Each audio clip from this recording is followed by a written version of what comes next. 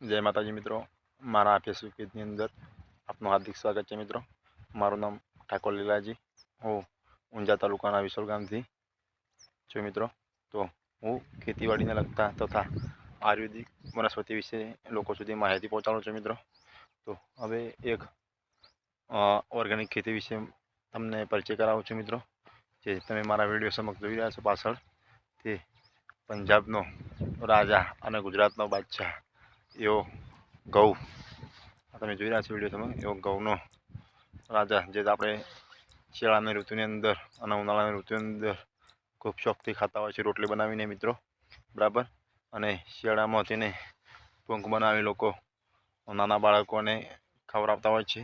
બરાબર, આ પૂંખ બનાવી અને ખાવાથી શરીરની અંદર સ્ફૂર્તિ અનુભવાય છે, અને ઉનાળાની અંદર આની રોટલી બનાવી તથા શિયાળામાં ગરમ રોટલી અને શાક બનાવી ખાવાથી ખૂબ લોકો સ્ફૂર્તિ અનુભવે છે, અને આની અંદર ઘણા બધા ભરપૂર પ્રમાણમાં પ્રોટીન અથવા ફાઈબર હોય છે, તો લોકો આને ખૂબ શોખથી ખાતા હોય છે। મિત્રો, તો આને ઘઉં, બરાબર, ગુજરાતની અંદર ઘઉં અને પંજાબની અંદર પણ ઘઉં તરીકે લોકો આને ઓળખતા હોય છે। મિત્રો, તો જય માતા।